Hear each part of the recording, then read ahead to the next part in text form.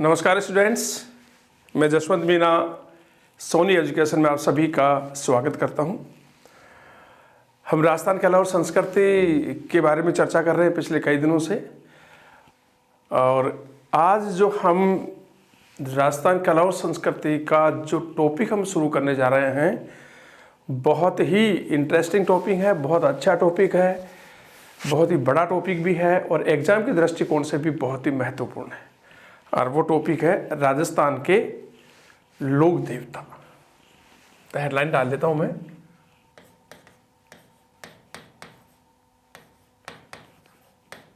राजस्थान के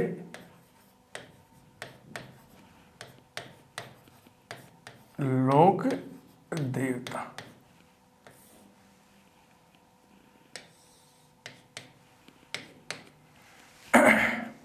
देखिए दोस्तों, एक होते हैं देवता और एक होते हैं लोक देवता। देवता कैसे होते हैं हमें कभी दिखाई नहीं देते, उनके फीलिंग्स आती है, हमें केवल एहसास कर पाते हैं हम। लेकिन लोक देवता और जो देवियाँ होती हैं वो हमारे समाज के लोग होते हैं। हमारे समाज के वो लोग जिन्होंने बहुत अच्छा ज्ञान प्राप्त कर लिया है, सिद्धियाँ प्राप्त की हैं, चमत्कार प्राप्त किए हैं, उन सिद्धियों और ज्ञान का प्रयोग समाज सुधार में लगाया है, समाज में जो व्याप्त बुराइयां थी उनको दूर करने में लगाया है, समाज में जो शोषित और दलित वर्ग था उनके उत्थान में लगाया है, धर्म को बचाया है। तो उन्होंने पूरे के पूरे नैतिक काम किए हैं समाज के लिए, धर्म के लिए। ऐसे जो महापुरुष थे वो कालांतर में जाकर के लोक देवता और श्रद्धा के पात्र बन जाते हैं, क्योंकि उन्होंने हमारे समाज को, शोषित वर्ग को, इन सभी चीज़ों को एक रास्ता दिखाया है। तो ऐसे लोग कालांतर में जाकर के श्रद्धा के पात्र बन गए और फिर वो लोक देवता के रूप में पूजे जाने लगे।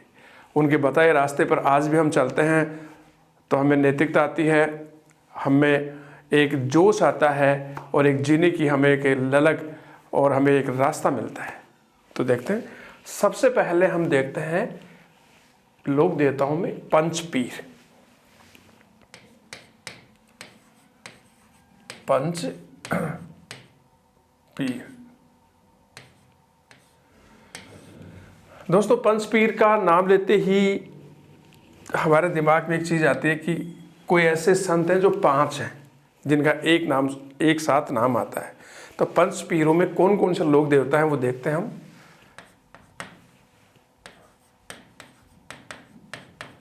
पाबूजी एक तो ये हैं, दूसरे देखिए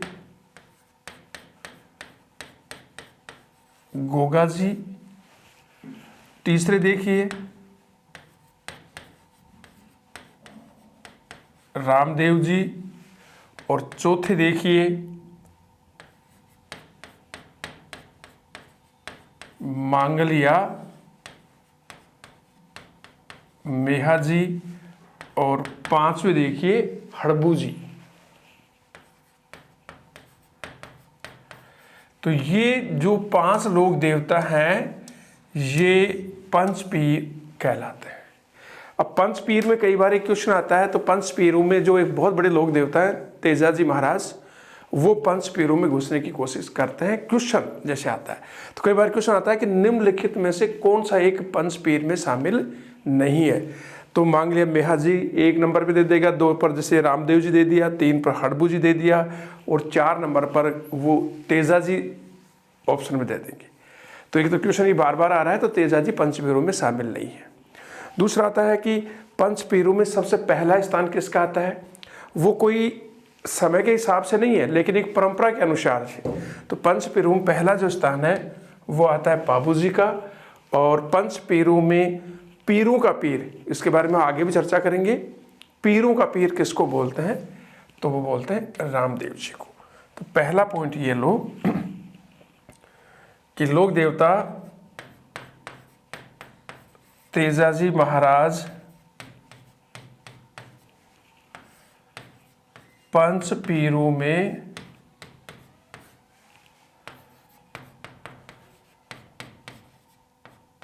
शामिल नहीं है। यहाँ से पहला पॉइंट हमने उठाया कि तेजाजी महाराज को पंचपीरों में शामिल नहीं किया गया है। दूसरा पॉइंट उठाया हमने, पंचपीरू में प्रथम स्थान किनका आता है? पाबूजी महाराज का।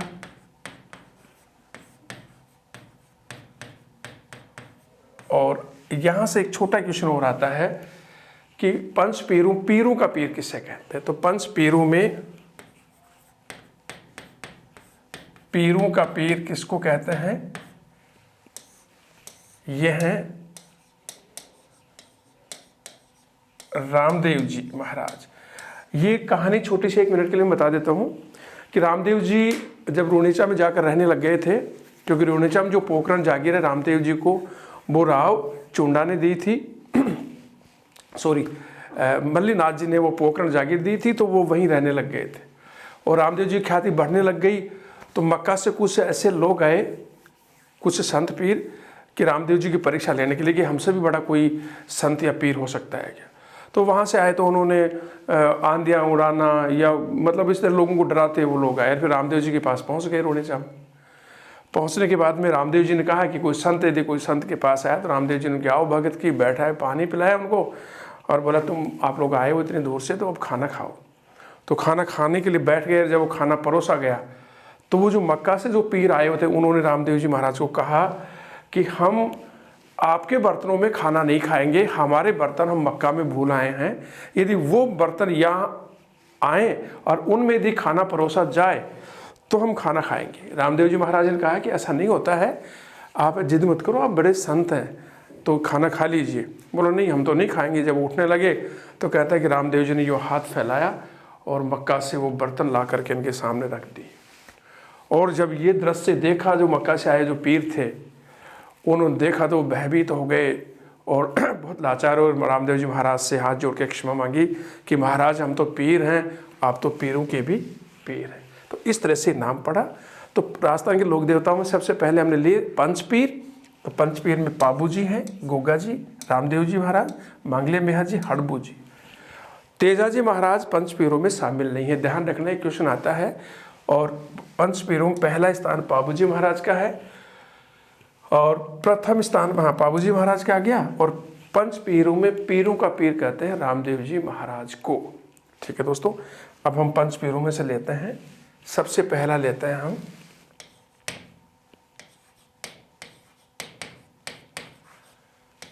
पाबू जी महाराज, लोक देवता पाबू जी महाराज। तो पंचपीरों में से एक है। सबसे पहले हम इनकी बायोडाटा के बारे में चर्चा करेंगे। तो देखिए, इनका जन्म हुआ 1239 ईस्वी में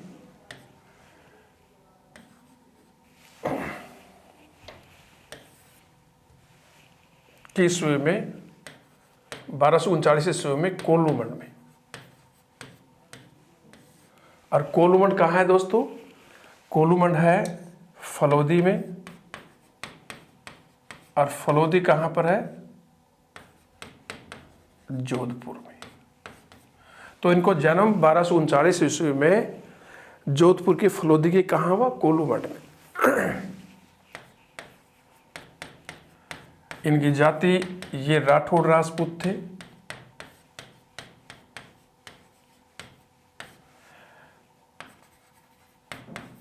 और राव सिंहा के वंशज थे। राव सिंहा के वंशज। और राव सिंहा कौन थे? जोधपुर के राठौड़ राजाओं के जो आदि पुरुष हैं, उनके जो संस्थापक हैं वो कौन है? राव सिंहा। तो जाति राठौड़ राजपूत थे और ये राठौड़ राजाओं का जो संस्थापक थे, आदि पुरुष थे, राव सिंहा के वंशज थे ये। पिता धांधल जी राठौड़। और धांधल जी राठौड़ राज सिंहा की चौथी पीढ़ी के थे। माता का नाम देखिए,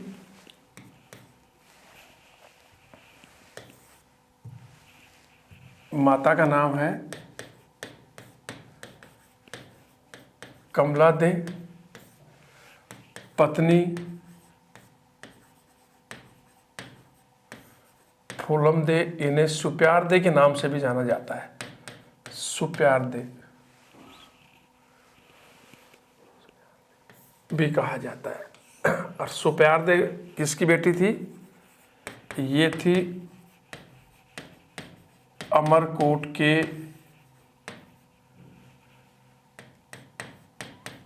सोडा राजा, अमरकोट के सोडा राजा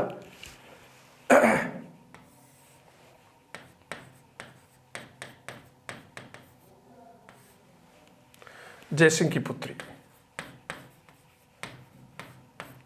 अमरकोट के सोडा राजा जयसिंह की पुत्री थी। और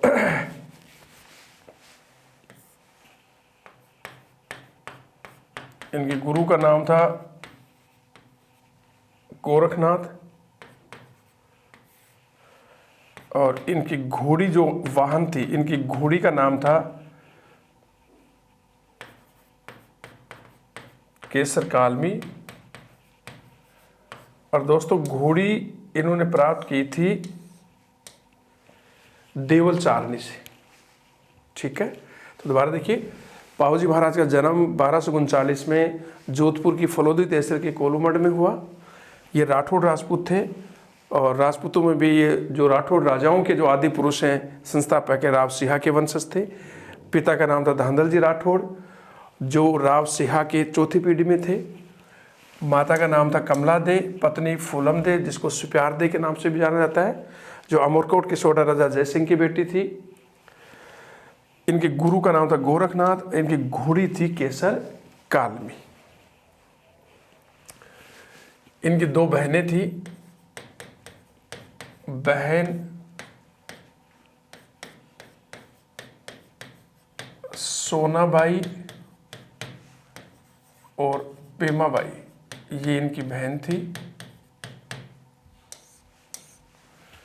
ठीक है, पाबूजी महाराज के उपनाम भी थे। उपनाम या अन्य नाम भी लिख सकते हैं। उपनामों देखिए, पहला जो उपनाम था इनका, कोई सा भी एक ले लीजिए, ऊंटों के लोक देवता। बहुत बार क्वेश्चन आ गया है कि ऊंटों के लोक देवता किससे माना जाता है? पाबूजी महाराज को। दूसरा, गोरक्षक लोक देवता। यहां एक बात का ध्यान रखना कि गोरक्षक लोक देवता गोगा जी को माना जाता है, गोरक्षक की तेजा जी को माना जाता है, और बहुत सारे लोक देवता हैं जैसे ऐसे तल्लीनाथ जी वगैरह, ये भी गोरक्षक है। यदि ऑप्शन में गोरक्ष ऊपर पूछ लिया कि निम्न में से कौन सा लोक देवता गायों का रक्षक है, और उसमें तेजा जी भी आ गया, गोगा जी भी आ गया, पाबू जी भी आ गया, तो आपको पाबू जी करना है। यदि वो चौथे ऑप्शन में आ गया उपयुक्त सभी, तो उपयुक्त सभी करना है। तो गोरक्षक लोक देवताओं में पहली प्राथमिकता पाबू जी को देनी है। तीसरा देखिए, प्लेग रक्षक लोक देवता। चौथा देखिए, हाड़ फाड़ के देवता लोक देवता। और पांचों उपनाम देखिए, इनको लक्ष्मण जी का अवतार भी माना जाता है। ठीक है, आगे देखिए, मेहर जाति के मुसलमान, मेहर जाति के मुसलमान गोगा जी को पीर मानते हैं। ये ध्यान रखना, एक जातीय मुसलमानों में मेहर जाति के मुसलमान गोगा जी को क्या मानते हैं? पीर मानते हैं। और इसी प्रकार से ऊंट पालक,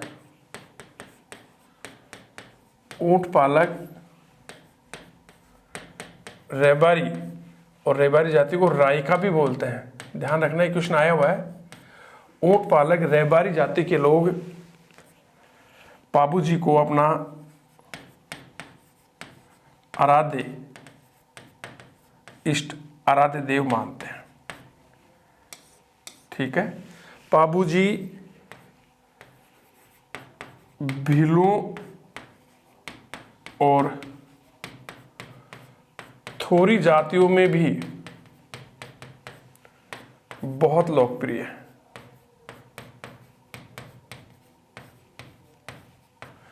भीलों और थोरी जातियों में भी बहुत लोकप्रिय हैं। और दोस्तों थोरी जाति समाज से बहिष्कृत थी, तो इन्होंने पाबूजी ने थोरी जाति को वापस समाज में सम्मानजनक स्थान भी दिलाया था। तो भीलों और थोरी जातियों में भी बहुत लोकप्रिय हैं। दोबारा देखिए, पाबूजी की 2 बहनें थी, सोनाबाई और पेमाबाई। पाबूजी को इन अन्य नामों से भी जाना जाता है: ऊंटों के लोक देवता, गो रक्षक लोक देवता या गायों के मुक्तिदाता, प्लेग रक्षक लोक देवता, हाड़ फाड़ के लोक देवता, और इनको लक्ष्मण जी का अवतार भी माना जाता है। मेहर जाति के मुसलमान पाबूजी को पीर मानते हैं। और ऊंट पालक रेबारी जाति के लोग, जिनको रायका भी कहते हैं, ऊंट पालक रेबारी जाति के लोग पाबूजी को अपना आराध्य देव या इष्ट देव मानते हैं। और पाबूजी भीलों और थोरी जाति में भी बहुत लोकप्रिय हैं। थोरी जाति जो समाज से बहिष्कृत थी, इस थोरी जाति को समाज में इन्होंने पुनः सम्मानजनक स्थान दिलाया था। अगला देखिए, पाबूजी का जो प्रतीक चिन्ह है, पाबूजी का प्रतीक चिन्ह यह है भाला लिए अश्वार, भाला लिए हुए अश्वारोही। ये इनका प्रतीक चिन्ह है, भाला लिए हुए अश्वारोही, यानी कि घोड़े पर बैठे हैं और हाथ में क्या है, भाला। तो ये इनका प्रतीक चिन्ह है।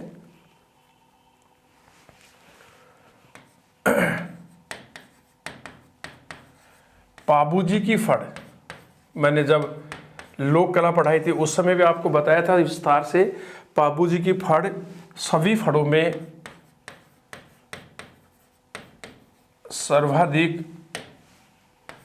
लोकप्रिय फड़ मानी जाती है, सर्वाधिक लोकप्रिय फड़ मानी जाती है। तो यदि पूछा जाता है कि राजस्थान की फड़ों में सबसे लोकप्रिय फड़ किसकी है, तो पाबूजी की फड़ सभी फड़ों में सर्वाधिक लोकप्रिय फड़ है। इस फड़ को नायक जाति के भोपे, कौन से भोपे, नायक जाति के भोपे रावण हत्ता वाद्य यंत्र के साथ बांसते हैं, क्योंकि फड़ पढ़ी नहीं जाती, बांची जाती है। जब मन्नत पूरी हो जाती है तो रात में फड़ बांची जाती है। मैंने जब फड़ पढ़ाया था आपको, तो एकमात्र फड़ ऐसी है रामदला और कृष्णदला की, जिनका वाचन दिन में होता है, लेकिन सभी फड़ें रात को बांची जाती हैं जब मन्नत पूरी हो जाती है। तो पाबूजी की फड़ सभी फड़ों में सर्वाधिक लोकप्रिय फड़ है। इस फड़ को नायक जाति के भोपे रावण हत्ता वाद्य यंत्र के साथ बांसते हैं। पाबूजी के जो शौर्य गीत हैं, पाबूजी के शौर्य गीतों को, उनके शौर्य या वीरता के गीतों को क्या कहते हैं, पवाड़े या पावड़े। पाबूजी के वीरता के या शौर्य के गीतों को क्या कहते हैं, पावड़े या पवाड़े। और ये पवाड़े रेबारी जाति के लोग,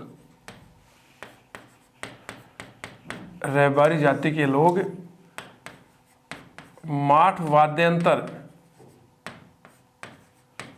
के साथ गाते हैं।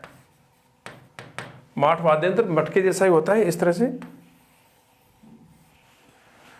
दोबारा देखिए, पाबूजी का प्रतीक चिन्ह है भाला लिए हुए अश्वार हुई, घोड़े पर बैठ करके हाथ में भाला है। पाबूजी की फड़ सर्वाधिक लोकप्रिय फड़ है सभी फड़ों में, राजस्थान की सब फड़ों में। जैसे देवनान जी की फड़ सबसे लंबी, सर्वाधिक गाथाओं वाली, सबसे प्राचीन, सबसे छोटी फड़, उसी प्रकार से पाबूजी की फड़ सभी फड़ों में सबसे लोकप्रिय फड़ मानी जाती है। और इस फड़ को नायक जाति के भोपे रावण हत्ता वाद्य यंत्र के साथ बांसते हैं। पाबूजी के वीरता और शौर्य के गीतों को, वीरता और शौर्य के जो गीत होते हैं उन्हें पाबूजी के पवाड़े या पावड़े कहते हैं। और इन पवाड़ों को रेबारी जाति के लोग माठ वाद्य यंत्र के साथ बांसते हैं। और माठ वाद्य यंत्र ये होता है।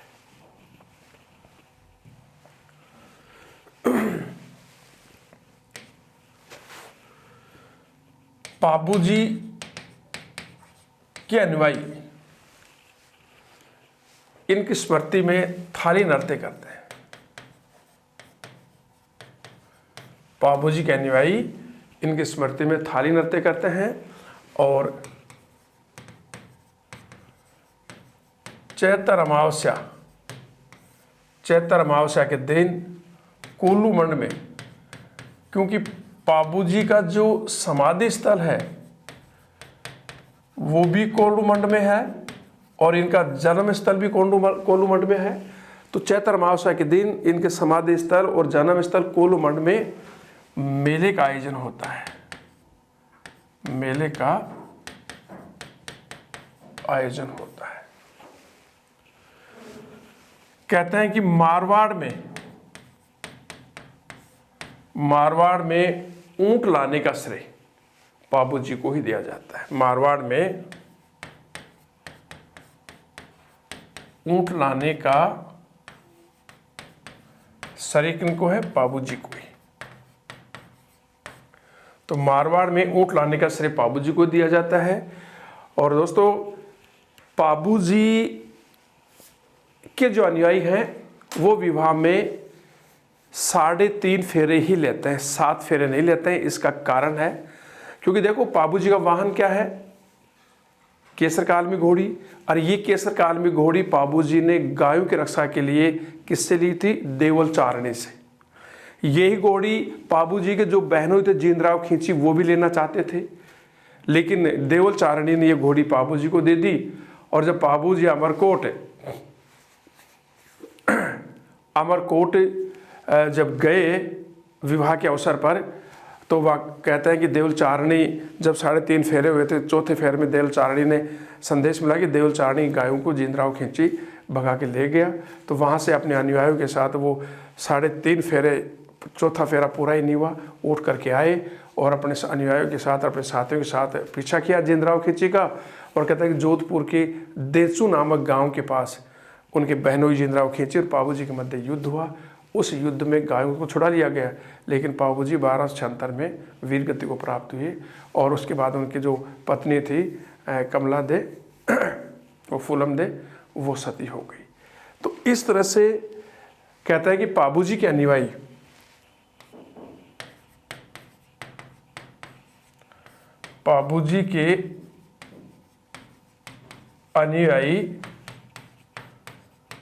विवाह में 3.5 फेरे ही लेते हैं। कारण यही था जो मैंने अभी बताया आपको। और पाबूजी एकमात्र लोक देवता हैं जिनकी पगड़ी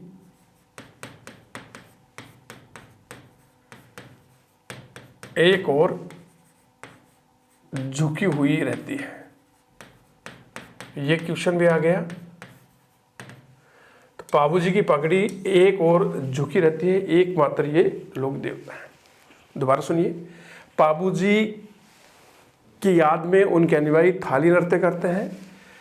चैत्र अमावस्या को इनके समाधि स्थल कोल्लू मंड में मेले का आयोजन होता है। मारवाड़ में ऊंट लाने का श्रेय पाबूजी को ही दिया जाता है। पाबूजी के अनुयायी विवाह में 3.5 फेरे ही लेते हैं। और पाबूजी एकमात्र ऐसे लोक देवता हैं जिनकी पगड़ी एक ओर झुकी रहती है।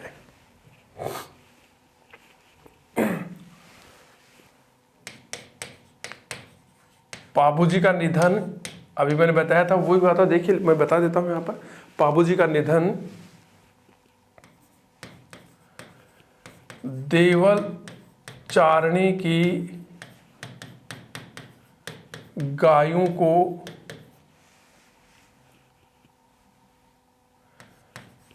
जींदराव खींची से छुड़ाते वक्त युद्ध में जोधपुर के देचू गांव के निकट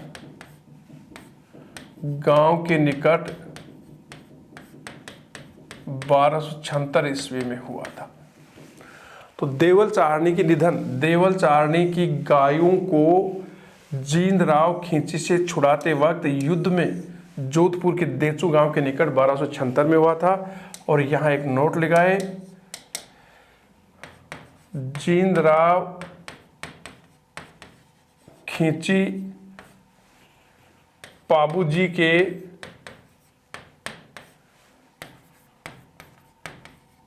बहनोई थे।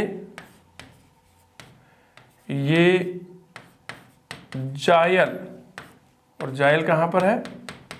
नागौर। ये जायल के राजा थे। तो ये इस तरह से उनका निधन हुआ था दोस्तों।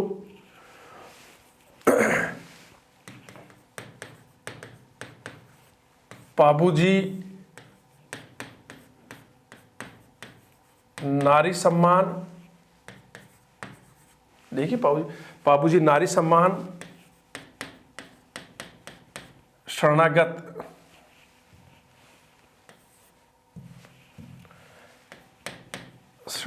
की रक्षा,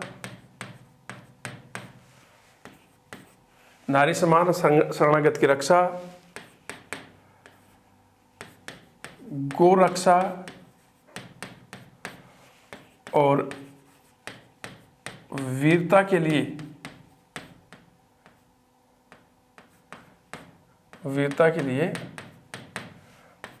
जाने जाते हैं। इसके अतिरिक्त दोस्तों पाबूजी ने समाज में व्याप्त छुआछूत को दूर करने का प्रयास भी किया। इन्होंने समाज में व्याप्त छुआछूत को भी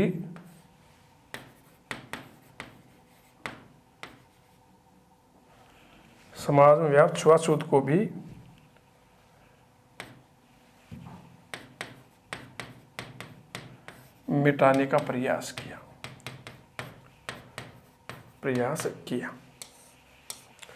नारी सम्मान, दोबारा यहां से देखिए, पाबूजी का निधन देवल चारणी की गायों को जींदराव खींची से छुड़ाते वक्त युद्ध में जोधपुर के देचू गांव के निकट हुआ। कब हुआ? 1276 में। जींदराव खींची पाबूजी के बहनोई थे और ये जायल के राजा थे। पाबूजी नारी सम्मान, नारियों का बहुत सम्मान करते थे, नारी सम्मान के लिए जाने जाते थे, शरणागत की रक्षा करते थे, गायों की रक्षा करते थे और वीरता के लिए भी जाने जाते थे। बहुत वीर पुरुष थे और समाज में व्याप्त छुआछूत को भी मिटाने का इन्होंने प्रयास किया था। अब देखिए अगला, पाबूजी के जीवन से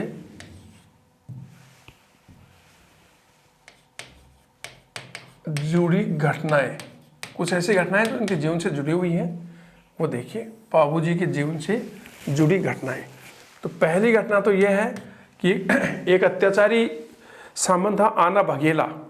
तो उस अत्याचारी आना बघेला नामक सामंत से 7 भील भाइयों को उनके भय से उन्होंने शरण देके बचाया। तो आना बघेला नामक अत्याचारी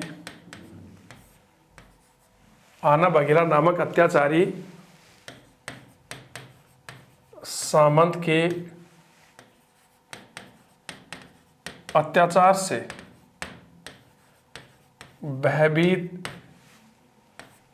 7 भील भाइयों को शरण दी।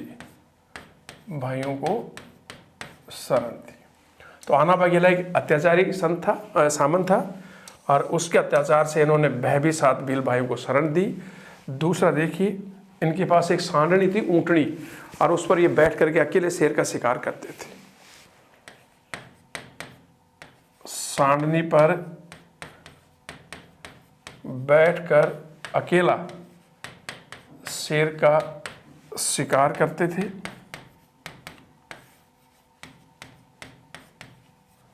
ठीक है। तीसरा, मुगल पठान मिर्जा खान और दूदा सुमरा के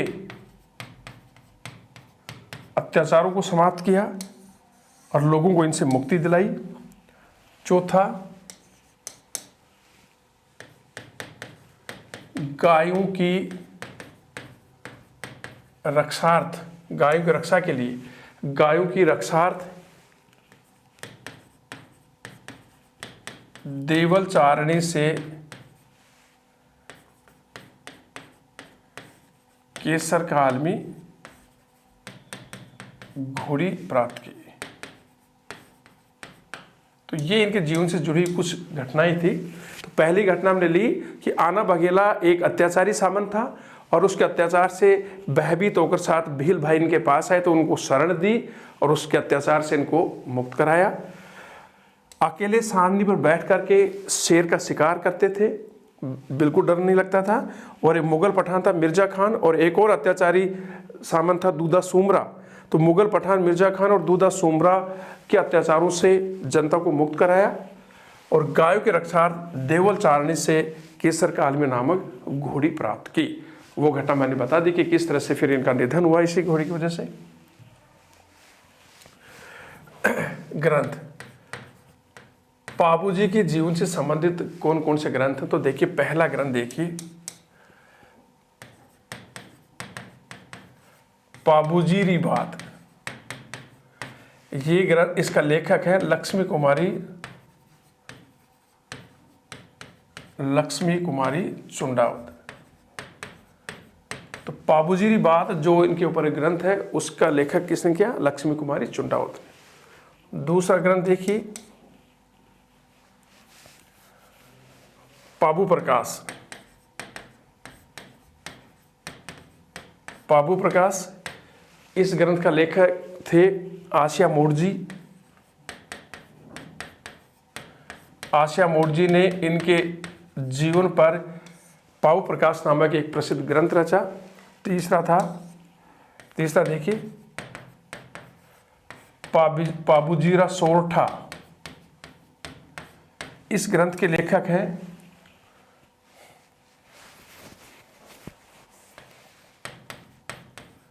कविदान कविया।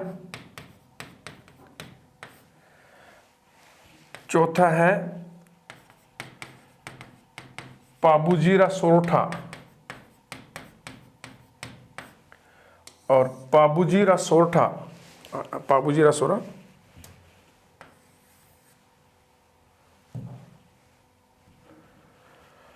पाबूजीरा छंद। ये ग्रंथ है बिट्ठू मेहा जी का। और एक और ग्रंथ है पाबूजीरा दोहा। इसके लेखक हैं लघराज। दोबारा देखिए, पाबूजी पर जो ग्रंथ लिखे गए हैं, पहला ग्रंथ लिया हमने पाबूजीरी बात और पाबूजीरी बात लिखी लक्ष्मी कुमारी चुंडावत ने। दूसरा ग्रंथ है पाबू प्रकाश, ये आसिया मोड़जी ने लिखा जो इनके जीवन पर बहुत ही महत्वपूर्ण ग्रंथ माना जाता है। पाबूजीरा सोरठा, ये कविदान कविया ने लिखा था। पाबूजीरा छंद, ये बिट्ठू मेहाजी ने लिखा था। और पाबूजीरा दोहा, ये लघराज ने लिखा था। ये पाबूजी के जीवन पर लिखे हुए ग्रंथ हैं, ये उनके लेखक हैं। पाबूजी के जो सहयोगी थे, उनके विश्वसनीय सहयोगी, वो देखिए, पाबूजी के सहयोगी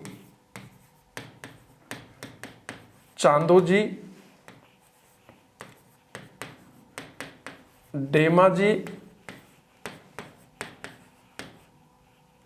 सावंत जी, ये पाबूजी के सहयोगी हैं। सावंत जी, हरमल जी रायका और सलजी सोलंकी। ये पांचों पाबूजी के बहुत ही विश्वसनीय सहयोगी साथी थे। चांदोजी, डेमा जी, सावंत जी, हरमल जी रायका और सलजी सोलंकी, ये पाबूजी के सहयोगी थे। ये सारे पाबूजी पर लिखे हुए ग्रंथ थे और ये उनके साथी, उनके सहयोगी थे। अब दोस्तों, एक चीज़ यहाँ पर नोट करना, मैं अभी आपको बता रहा हूँ। जो पाबूजी की पत्नी थी,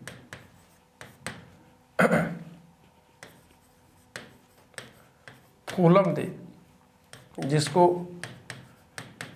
सुप्यारदे भी कहा गया है, तो ये अमरकोट के सोडा राजा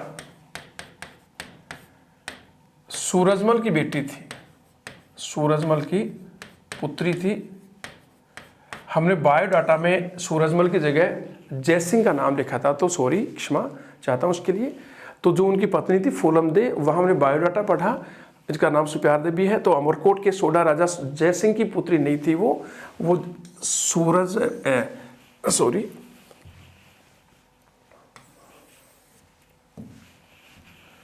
के राजा सूरजमल की पुत्री थी। ठीक है दोस्तों, तो यहाँ जयसिंह की जगह आपको पढ़ना है सूरजमल की पुत्री। ये आपका लोक देवता बाबूजी होगी। अब अगला लोक देवता हम दे रहे हैं गोगा जी। तो पंचपेरू में दूसरा देखिए, अब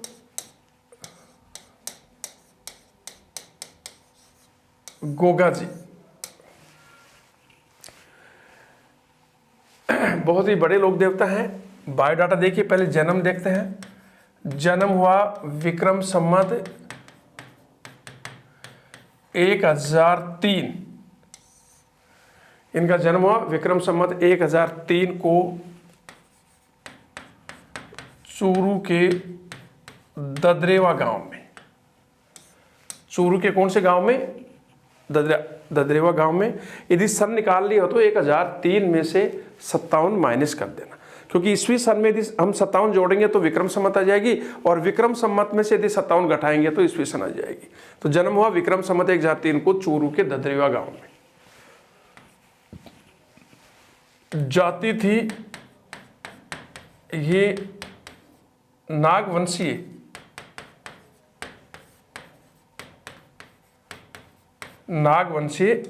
चौहान राजपूत थे। पिता का नाम था जेवर सिंह चौहान,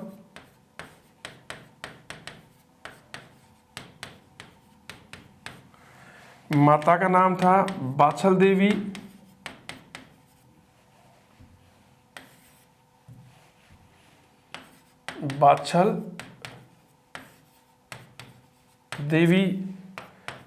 इनके गुरु का नाम था गोरखनाथ जी।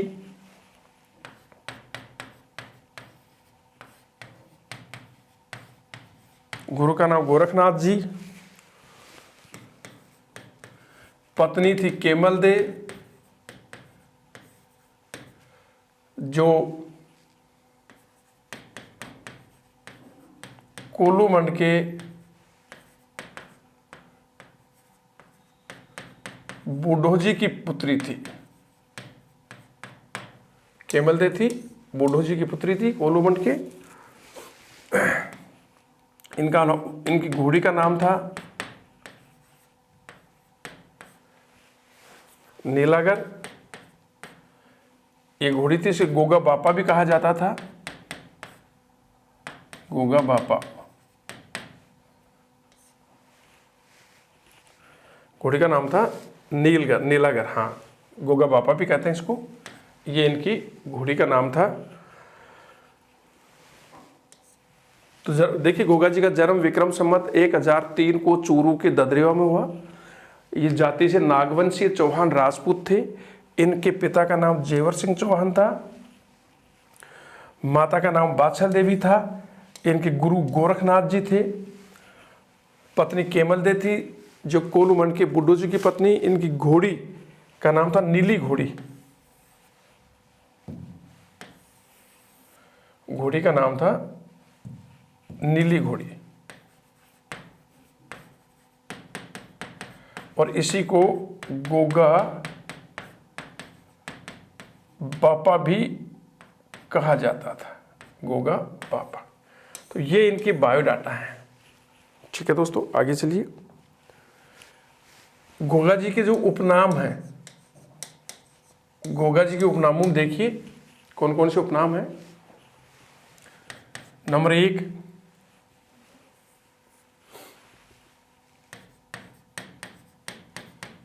सांपों के देवता।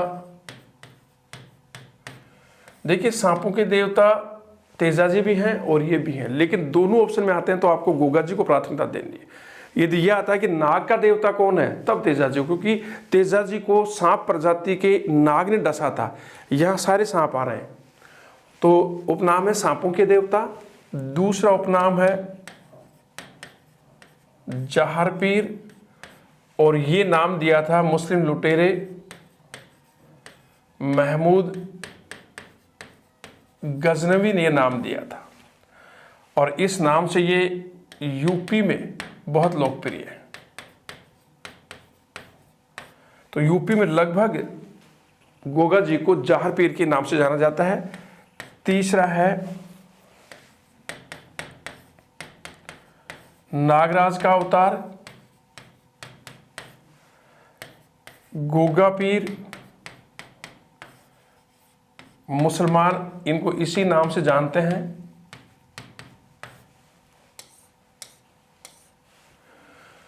तो इनको सांपों के देवता कहते हैं। जहर पीर भी ये नाम महमूद गजनवी ने दिया था। जब इनसे युद्ध हो रहा था तो इनके चमत्कारों को देख करके महमूद गजनवी ने इनको जहर पीर कहा कि ये तो बहुत चमत्कारी पुरुष हैं, और यूपी में ये जहर पीर के नाम से ही लोकप्रिय हैं। नागराज का अवतार गोगा पीर, मुसलमान इनको गोगा पीर के नाम से जानते हैं। ये इनके उपनाम हैं। गोगा जी कायम खानी मुसलमान, कायम खानी मुसलमान गोगा जी को पीर मानते हैं। कायम खानी मुसलमान गोगा जी को क्या मानते हैं? पीर मानते हैं। इसका कारण यह है कि जो कायम सिंह चौहान थे वो गोगा जी की 17वीं पीढ़ी में थे और उनको जबरन मुसलमान बना लिया गया था। तो जो ये कायम खानी मुसलमान हैं तो कायम सिंह चौहान के वंशज हैं, तो कायम खानी मुसलमान गोगा जी को पीर मानते हैं। इनके निधन के बारे में दो चीजें हैं। देखिए, निधन के बारे में ये चीजें हैं कि एक तो इनके चचेरे भाई थे, चचेरे भाई अर्जुन और सर्जुन। तो इनके चचेरे भाई अर्जुन और सर्जुन से इनका जमीन का बंटवारा था, और इस जमीन के बंटवारों को लेकर ही धोखे से इन लोगों ने इनकी हत्या कर दी।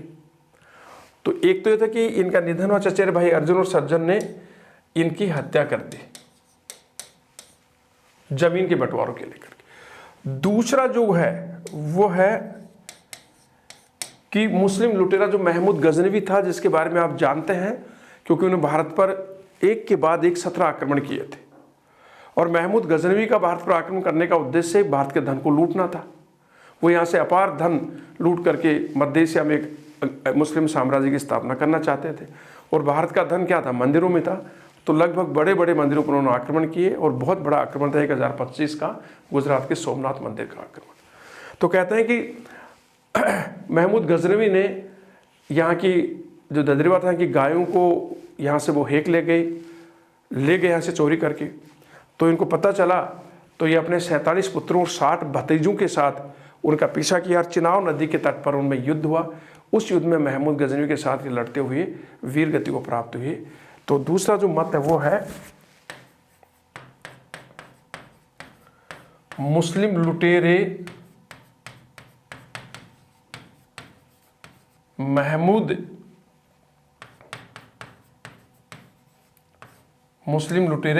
गजनवी से गायों की रक्षा करते हुए युद्ध में ये वीर गति को प्राप्त हुए। तो मुस्लिम लुटेरे महमूद गजनवी से गायों की रक्षा करते हुए युद्ध में ये वीर गति को प्राप्त हुई है। और ये क्वेश्चन आ चुका है कि गोगा जी का निधन कैसे हुआ? तो मुस्लिम लुटेरे महमूद गजनवी के साथ युद्ध करते हुए।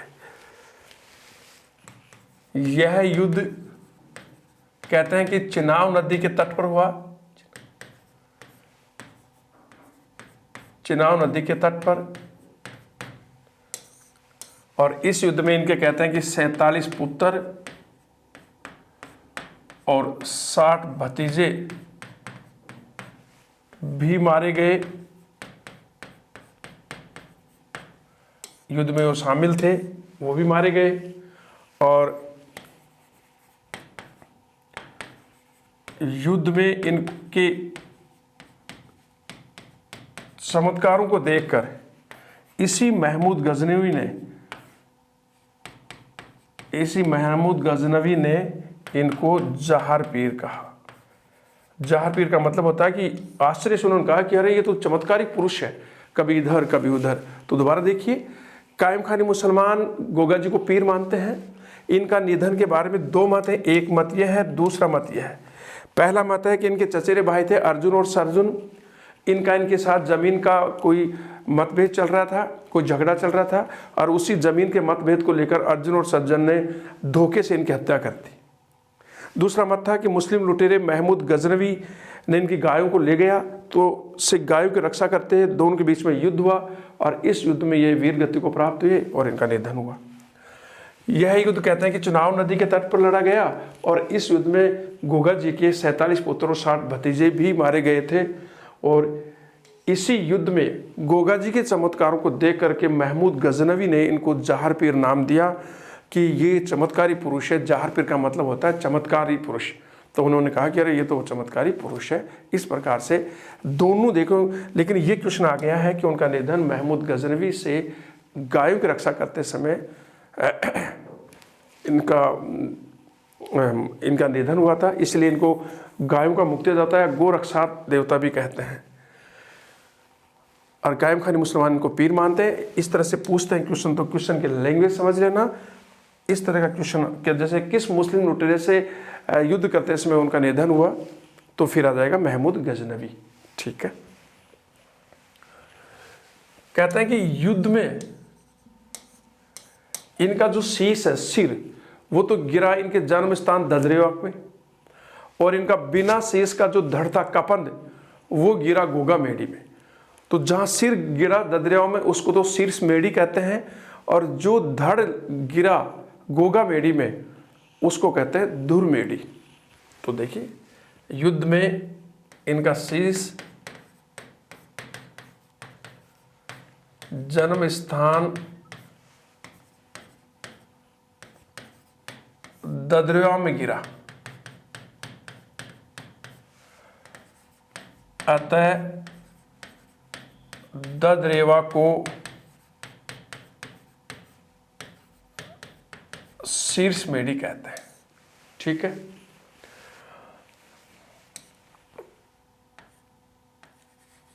इनका धड़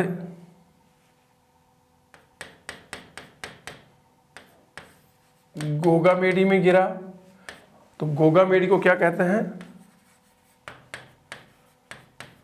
धुर मेडी।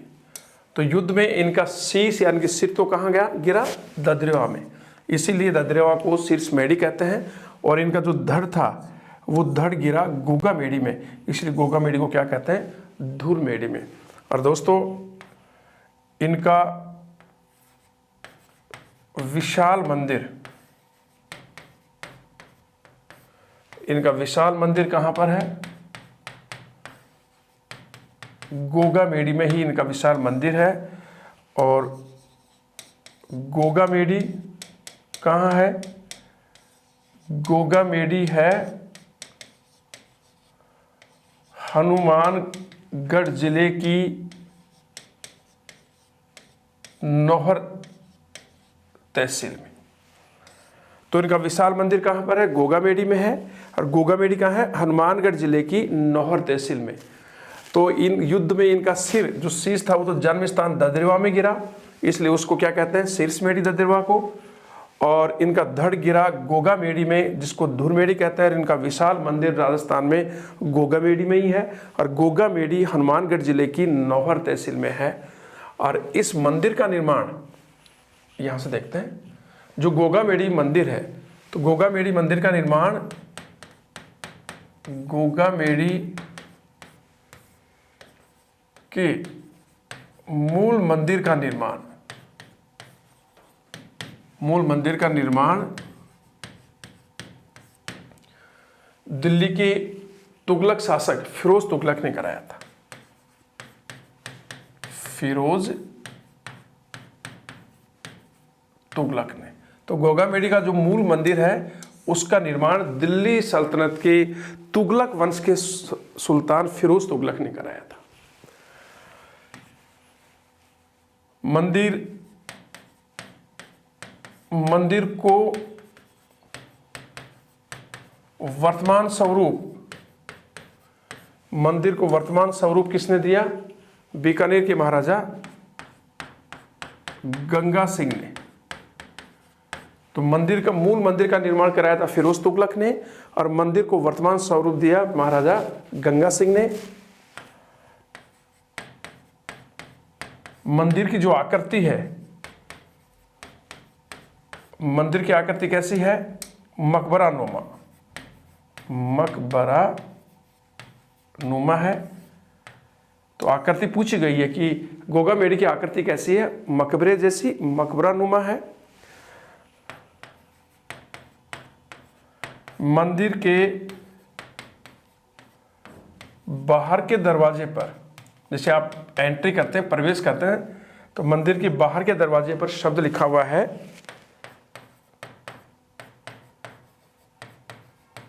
बिस्मिल्लाह,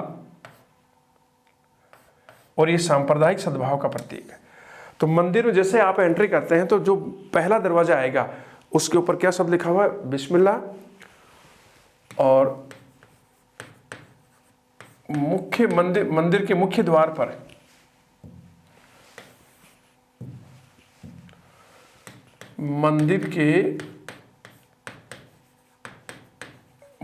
द्वार पर शब्द लिखा हुआ है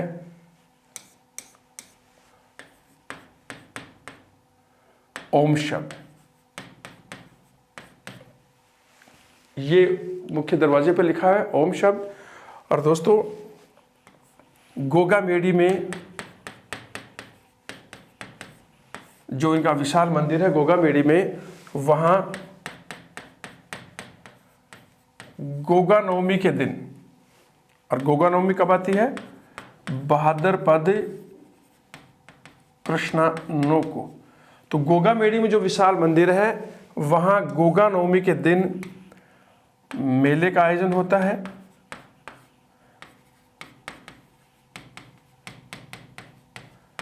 और ये मेला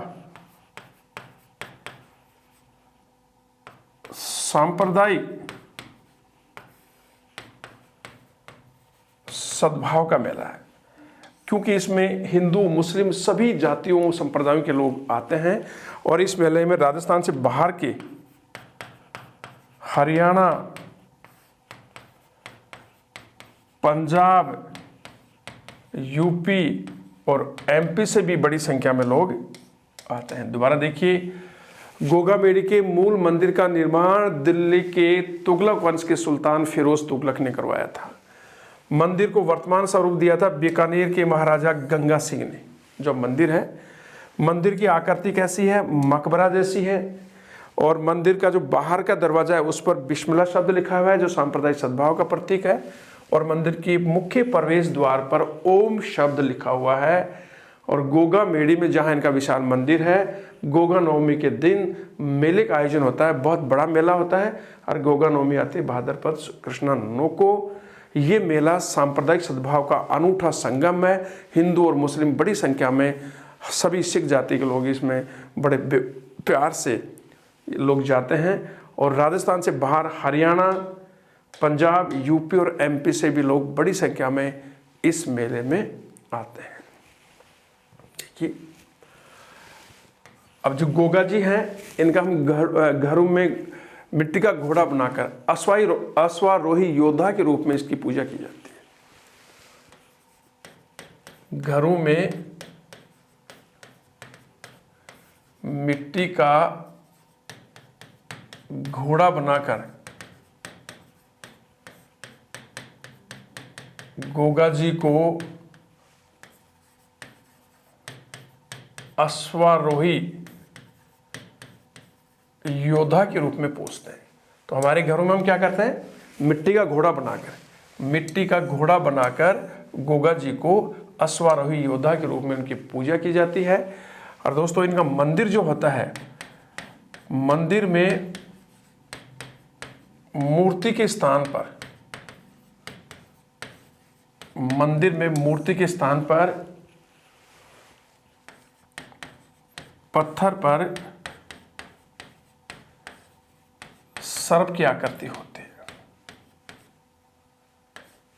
तो मंदिर में कोई मूर्ति नहीं होती, इनकी पत्थर होता है, जैसे इस तरह से, जैसे मान लीजिए पत्थर है और इस तरह सर्प की आकृति होती है। तो मंदिर में मूर्ति के स्थान पर पत्थर पर सर्प की आकृति होती है। और मंदिर मुख्य रूप से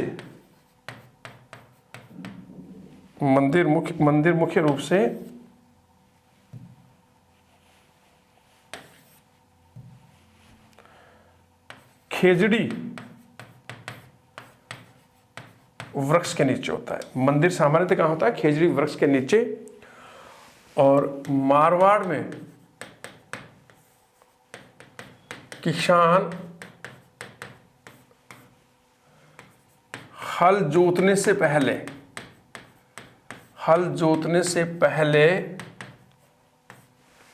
मारवाड़ में किसान हल जोतने से पहले हल और हाली जो हल को चलाता है, हल और हाली दोनों को गोगा जी के नाम की राखी बांधता है। और इस राखी को क्या कहते हैं, गोगा राखड़ी। इस राखी को क्या कहते हैं, गोगा राखड़ी।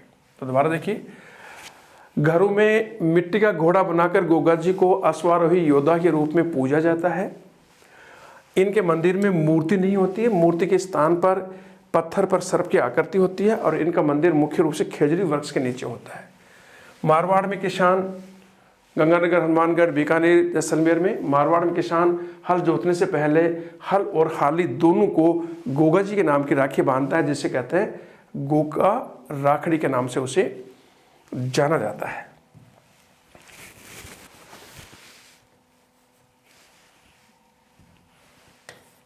गोगा जी का जो अन्य बड़ा मंदिर है, अन्य मंदिर जो गोगा मेड़ी की बाद में आता है, वो है जालोर के सांचौर में। और उसका नाम है गोगा जी की ओल्डी। ओल्डी का मतलब होता है झोपड़ी। तो गोगा मेड़ी के अतिरिक्त इनका जो अन्य मंदिर है वो जालोर के सांचौर में है। उसका नाम है गोगा जी की ओल्डी अर्थात झोपड़ी। वाद्यंतर, गोगा जी की याद में जो वाद्यंत्र है वो है डेरू वाद्यंत्र बजाते हैं। कौन सा, डेरू वाद्यंत्र। और गोगा जी के मंदिर में जो मेला भरता है तो दो हिंदू पुजारी भी होता है और मुसलमान पुजारी भी। तो हिंदू पुजारी तो होता ही है। अब ये कई बार क्वेश्चन आता है कि गोगा जी के मंदिर में जो मुसलमान पुजारी होता है उसे क्या कहते हैं, वो कौन सी जाति का होता है। तो मंदिर में जो मुस्लिम पुजारी होता है वो चायल जाति का पुजारी होता है। मुसलमान में एक जाति आती है चायल। तो गोगा जी के मंदिर में हिंदू और मुस्लिम दोनों पुजारी होते हैं। तो मुस्लिम पुजारी को क्या कहते हैं, चायल जाति का कहते हैं उसे। और कहते हैं कि गोगा जी ने मुसलमानों से 11 बार युद्ध किया था। दोस्तों, हमने आज पंचपेरू में 2 लोक देवता पढ़े इस क्लास में, पापू जी और गोगा जी। मैंने एग्जाम के दृष्टिकोण से सारे कंटेंट देने की कोशिश की है, लगभग सारे ही चीज़ें हमने यहाँ जिक्र कर लिया है। अब अगली क्लास में हम जो नेक्स्ट पंचपीर होंगे, जैसे रामदेव जी हैं, मंगलिया मेहा जी हैं, हड़बू जी हैं, उसके बाद जो अन्य लोक देवता हैं, देवनाथ जी हैं, तेजा जी, कला जी राठौड़ हैं, तल्लीनाथ जी, मल्लीनाथ जी, बहुत सारे लोक देवता हैं, उनके ऊपर भी हम विस्तार से चर्चा करेंगे। धन्यवाद दोस्तों। जय हिंद, जय भारत।